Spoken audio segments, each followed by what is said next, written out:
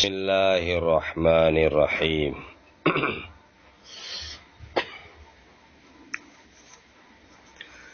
صفحہ نمبر 9 کے اخیر میں ہے باب ظلم دون ظلم۔ یہ باب اس بات کے بیان میں کہ ظلم سے کم ہوتا ہے۔ ما قبل میں ایک باب آیا تھا، وہ باب تھا باب کفران العشیر و کفرن دون کفرن۔ اسی صفحے میں آدھے صفحے پر یہ باب آیا تھا، وہاں پر یہ بات بتلائی گئی تھی کہ یہ کفرن دون کفرن، ظلم دون ظلم، یہ حضرت مصنف امام بخاری رحمۃ اللہ علیہ کی خاص اصطلاح ہوتی ہے، اور اس کا مطلب یہ ہوتا ہے کہ کفر سب برابر نہیں، کوئی بڑا کفر ہے اور کوئی اس سے نیچے کا کفر ہے۔ اسی طرح یہاں پر آ رہا ہے ظلم دون ظلمین، یعنی ظلم کے بھی درجات ہیں۔ ظلم کے معنی حق تلفی کے آتے ہیں، اور سب سے بڑا ظلم شرک ہے۔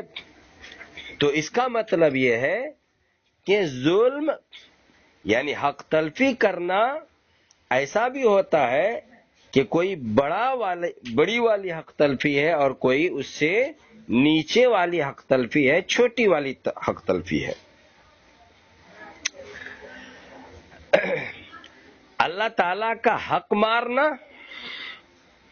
شریک ٹھہرانا، یہ بڑا ظلم ہے، کیونکہ بندگی کا حق صرف اللہ کا حق ہے کہ اللہ کی بندگی کی جائے، یہ صرف اللہ کا حق ہے۔ اللہ کے علاوہ کسی اور کی بندگی جائز نہیں ہے۔ تو جو شخص عبادت میں غیر اللہ کو شریک کرتا ہے یا صرف غیر اللہ کی ہی بندگی کرتا ہے، وہ اللہ کا حق مارتا ہے۔ تو اس سے بڑا کوئی اور ظالم نہیں کہ جو اللہ کا حق مارنے والا ہے۔ سورہ لقمان میں اللہ ارشاد فرماتا ہے ان الشرک لظلم عظیم، کہ شرک بڑا ظلم ہے۔ شرک کیا ہے؟ بڑا ظلم ہے۔ تو شرک یعنی اللہ کے ساتھ شریک ٹھہرانا سب سے بڑا ظلم ہوا، پھر اس سے کم درجے کا ظلم ہے، اور جو کم درجے کا ظلم ہے وہ کبیرہ گناہ ہے۔ حدیث میں ہے، مشکات شریف کی حدیث ہے، الظلم ظلمات یوم القیامہ، کہ قیامت کے دن ایک ظلم، ظلمات بہت ساری تاریکیاں بن کر کے سامنے آئے گا۔ تو یہ حضرت مصنف امام بخاری رحمۃ اللہ علیہ کا یہی مقصد ہے کہ گناہ اور ظلم معاصی چھوٹے بڑے ہوتے ہیں، ایک چھوٹا ہے اور ایک اس سے کیا ہے؟ بڑا ہے۔ اس باب میں حضرت عبداللہ ابن مسعود رضی اللہ تعالیٰ عنہ کی حدیث ہے، اور حضرت عبداللہ ابن مسعود رضی اللہ تعالیٰ عنہ کی حدیث میں سورۃ الانعام کی آیت کے نزول کا ایک واقعہ آ رہا ہے۔ آیت کریمہ ہے کہ الذین آمنوا، کہ جو لوگ ایمان لے آئے، وَلَمْ يَلْبِسُوا ایمانہم بِظُلْمٍ، اور انہوں نے اپنے ایمان کو ظلم کے ساتھ مخلوط نہیں کیا، تو وہ بندہ مامون ہوگا۔ تو صحابہ کرام کہنے لگے کہ یا رسول اللہ، ہم میں سے کون ہے کہ جو کسی قسم کا ظلم نہ کرتا ہو؟ چھوٹا موٹا ظلم تو سرزد ہو ہی جاتا ہے۔ یہ حضرت نبی صلی اللہ علیہ وسلم کی خدمت میں انہوں نے عرض کیا، تو حضرت نبی اقدس صلی اللہ علیہ وسلم نے اس کے جواب میں ارشاد فرمایا کہ چھوٹا ظلم مراد نہیں ہے جیسا تم سمجھ رہے ہو، بلکہ ظلم سے یہاں پر وہ ظلم مراد ہے جو حضرت لقمان علیہ السلام نے اپنے بیٹے کو نصیحت کرتے ہوئے فرمایا تھا ان الشرک لظلم عظیم، یعنی ظلم سے شرک مراد ہے۔ تو اس حدیث سے کیا ثابت ہوئی بات؟ یہ بات ثابت ہوئی کہ ظلم اور ظلم میں فرق ہے، یعنی ایک چھوٹا ظلم ہے اور ایک بڑا ظلم ہے۔ اب ترجمہ کرایا جا رہا ہے اور ترجمہ کے ساتھ کچھ ضروری باتیں جو ہوں گی آ جائیں گی۔ دیکھیے ترجمہ، باب ظلم دون ظلم، یہ باب اس بات کے بیان میں کہ ظلم بعض ظلم سے چھوٹا ہوتا ہے، ادنا ہوتا ہے۔ ٹھیک ہے، اب حدیث ہے، قال عن علقمۃ عن عبداللہ، حضرت عبداللہ اور اس کے اوپر دیکھیں لکھا ہوا ابن مسعود، تو مطلب کیا ہوا؟ حضرت عبداللہ ابن مسعود، لما نزلت، جب آیت کریمہ الذین آمنوا ولم یلبسوا ایمانہم بظلم اتری، الذین آمنوا، وہ لوگ کہ جو ایمان لائے، ولم یلبسوا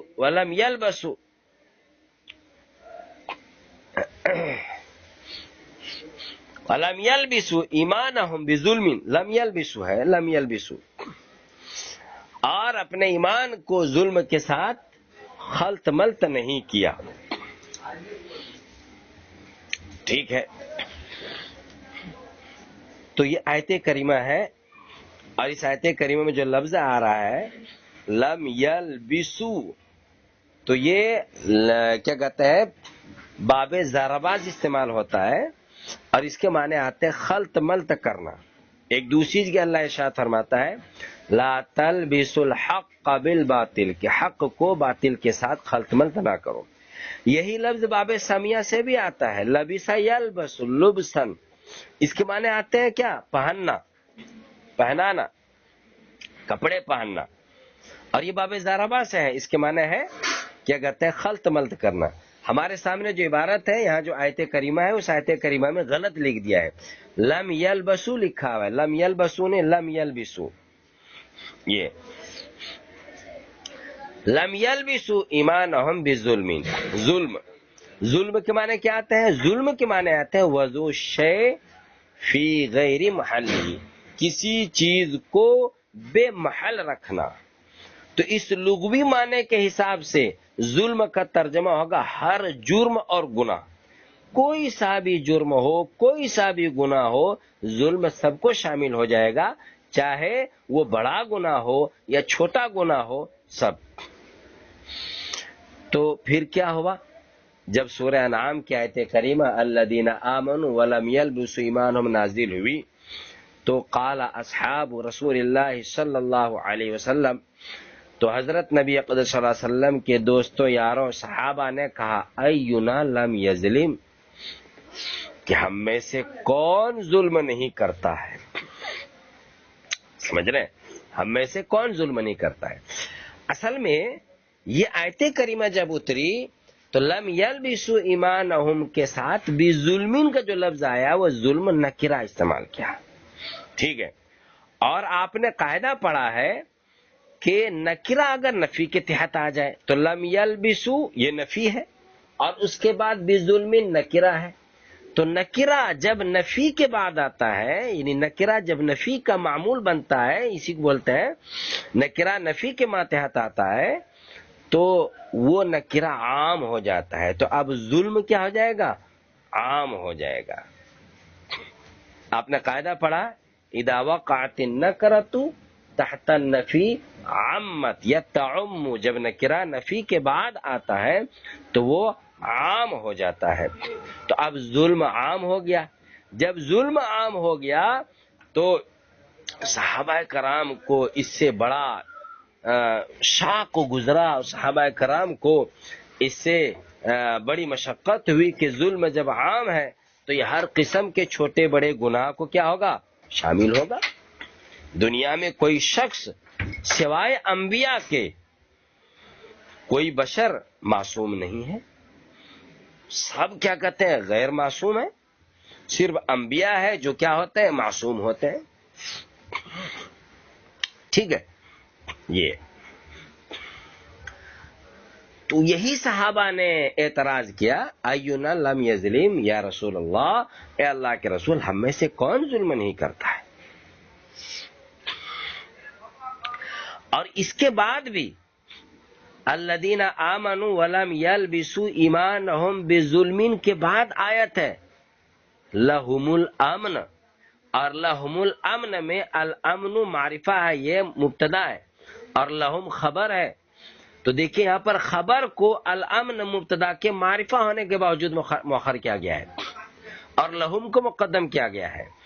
تو تقدیم مقدم کرنا جس کا حق تھا مؤخر ہونے کا حسر کا فائدہ دیتا ہے، تو امن کو مؤخر کر دیا، لہم کو مقدم کر دیا، یہ حسر کا فائدہ دے رہا ہے کہ اسی کے لیے امن ہے، وہی جہنم سے بچ سکتا ہے کہ جنہوں نے کسی بھی قسم کا ظلم نہ کیا ہو۔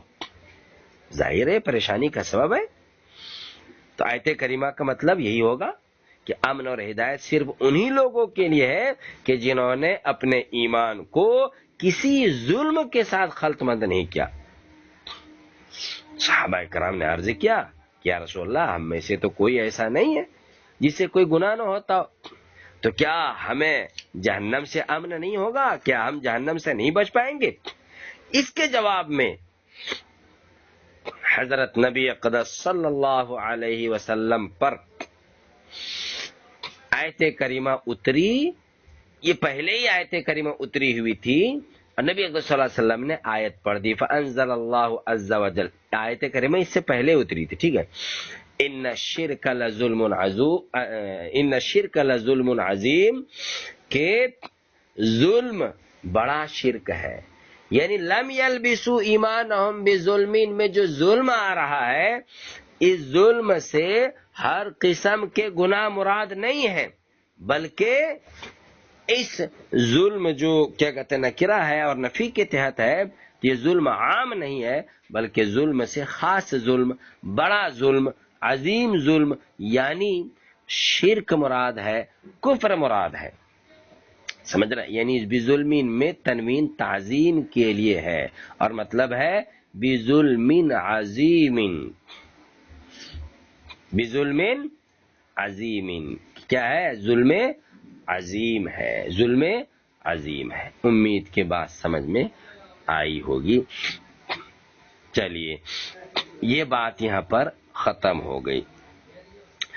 اچھا ابھی آپ کو بتلایا کہ آیت کریمہ پہلے اتری تھی، اور اس حدیث سے کیا سمجھ میں آتا ہے کہ صحابہ کرام رضوان اللہ تعالی عنہم اجمعین کے سوال کے بعد یہ آیت اتری، حالانکہ ایسا نہیں ہے، یہ آیت پہلے نازل ہو چکی تھی، اور یہاں صحابہ کے سوال کے جواب میں حضور اقدس صلی اللہ علیہ وسلم نے یہ آیت تلاوت فرمائی، اور یہاں کہا جا رہا فانزل اللہ عز وجل، تو اللہ تعالیٰ نے آیت اتاری ان الشرک لظلم عظیم۔ سمجھ رہے؟ اس کا کیا مطلب ہے؟ پھر جب آیت پہلے اتر چکی تھی تو کہنا چاہیے تھا کہ نبی صلی اللہ علیہ وسلم نے آیت پڑھی، حالانکہ یہ نہیں کہا حدیث میں کہا فانزل اللہ، اللہ تعالیٰ نے آیت اتار دی۔ آئی بات سمجھ میں؟ تو اس کا جواب یہ ہے کہ کسی موقع کے مطابق کسی آیت کی تلاوت کو انزال سے تعبیر کر دیا جاتا ہے۔ ان الشرک لظلم عظیم اس موقع کے مناسب آیت تھی، اس کو پڑھنا تھا یہاں پر کہ نبی صلی اللہ علیہ وسلم نے آیت پڑھی، لیکن اس پڑھنے کو انزل اللہ انزال سے تعبیر کر دیا، اگرچہ یہ آیت کریمہ پہلے ہی نازل ہو چکی تھی۔ چنانچہ ایسا ہوتا ہے کہ اگر کوئی آدمی چوری کرے تو چوری کرتے وقت اس سے کہا جائے السارق والسارقۃ فاقطعوا ایدیہما، تمہارے بارے میں نازل ہوئی ہے، تو اس کا کیا مطلب ہے آیت ابھی نازل ہوئی ہے؟ نہیں، نازل پہلے ہی ہوئی ہے، لیکن یہ آیت کریمہ اس وقت پڑھی جا رہی ہے اور اسی کو نازل ہوئی ہے سے تعبیر کر دیا۔ ٹھیک ہے، اس بات کو اگر آپ یاد رکھیں تو آپ کے بہت سارے مسائل کیا ہے حل ہو جائیں گے۔ اسی طریقے سے بطور فائدہ ایک بات اور یاد رکھیں، مفتی سعید صاحب رحمۃ اللہ علیہ نے تحفۃ القاری میں لکھا ہے، شاہ ولی اللہ صاحب محدث دہلوی رحمۃ اللہ علیہ کے حوالے سے کہ حضرت علامہ شاہ ولی اللہ صاحب محدث دہلوی رحمۃ اللہ علیہ نے الفوز الکبیر میں تحریر فرمایا ہے کہ صحابہ اور تابعین ہر اس واقعے کے لیے جو آیت کا مصداق ہو سکتا ہے، کوئی بھی واقعہ ہے، کوئی بھی کیا کہتے ہیں مسئلہ پیش آنے والا ہے، اور وہ واقعہ اور وہ قصہ آیت کے مطابق آیت کے مصداق بن سکتا ہے، تو انزل اللہ قضا صحابہ کرام کہا کرتے تھے. ٹھیک ہے، تو سورہ لقمان کی مذکور آیت ان الشرک لظلم عظیم پہلے سے نازل شدہ تھی. حضور صلی اللہ علیہ وسلم نے اس کو بطور دلیل پیش فرمایا، مگر راوی نے، صحابی نے جب اس واقعے کو بیان کیا تو انہوں نے انزل اللہ کہہ دیا. سمجھ رہے ہیں؟ انزل اللہ کہہ دیا. یہ کون نقل کرتے ہیں؟ یہ حضرت شاہ ولی اللہ صاحب محدث دہلوی رحمۃ اللہ علیہ الفوز الکبیر میں نقل کرتے ہیں. اینا لم یظلم، ہم میں سے کون ظلم نہیں کرتا ہے. فانزل اللہ عز وجل، تو اللہ تعالیٰ نے نازل کر دیا ان الشرک لظلم عظیم، کہ شرک بڑا ظلم ہے. شرک کیا ہے؟ بڑا ظلم ہے. باب علامت المنافق، یہ باب منافقوں کی علامت کے بیان میں. منافقت کے معنی ہے دل میں کفر چھپانا اور بظاہر ایمان کا دعویٰ کرنا. تو منافق وہ شخص کہلائے گا جو بناوٹی ایمان ظاہر کرتا ہو، دل میں یقین نہیں رکھتا ہے، صرف لوگوں کے ڈر سے یا کسی مصلحت سے مومن ہونے کا دعویٰ کرتا ہے. حضرت نبی اقدس صلی اللہ علیہ وسلم کے زمانے میں لوگ 3 طرح کے تھے. نمبر 1 خالص مومن، نمبر 2 خالص کافر، اور نمبر 3 منافق. نبی اقدس صلی اللہ علیہ وسلم کو اللہ تعالی نے لوگوں کے دلوں کے احوال بتلا دیے تھے، اس لیے اس وقت یہ 3 فرقے تھے، مگر اب 2 ہی فرقے ہیں، مومن اور کافر. یہ بات حضرت حذیفہ رضی اللہ تعالی عنہ نے فرمائی ہے.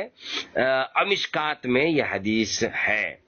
اور حضرت حذیفہ رضی اللہ تعالی عنہ وہ صحابی ہے جو منافقین کے ناموں کے سلسلے میں حضور اقدس صلی اللہ علیہ وسلم کے رازدار تھے. اگرچہ آج بھی کبھی نفاق اعتقادی کا پتہ چل جاتا ہے، جیسے کسی کے بارے میں معتبر شہادت اور گواہوں سے معلوم ہو جائے کہ وہ مسلمانوں کے سامنے اسلام کا دعویٰ کرتا ہے، مگر کافروں میں جا کر کے ان کی رسموں میں شرکت کرتا ہے، مندروں میں جا کر کے بدھوں کے سامنے جھکتا ہے، ڈنڈوت کرتا ہے، تو اب یہ آدمی یقینا منافق ہے.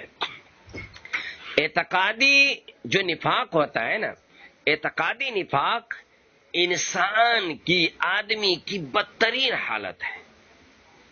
اسی لیے اللہ تعالیٰ نے منافقین کے بارے میں قرآن میں فرمایا ہے ان المنافقین فی الدرک الاسفل من النار، کہ منافقین دوزخ کے سب سے نچلے طبقے میں ہوں گے. البتہ اس کے علاوہ بعض بری عادتیں ہیں اور بعض بری خصلتیں ایسی ہیں کہ جن کو منافقوں کے ساتھ خاص مناسبت اور تعلق ہے.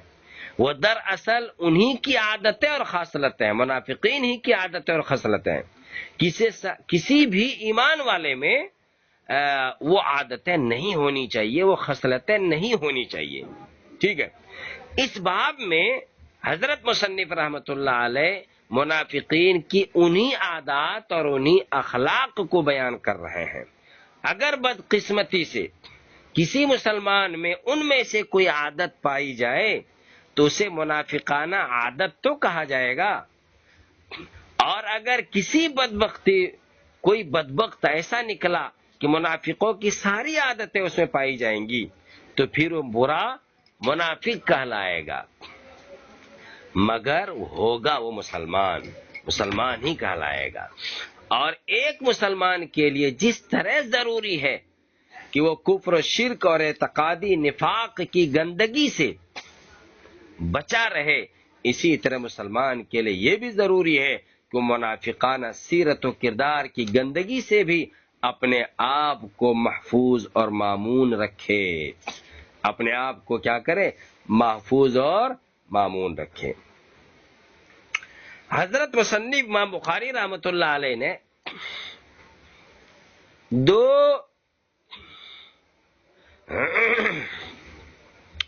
دو حدیثیں یہاں پر اس باب میں ذکر کی ہیں۔ اب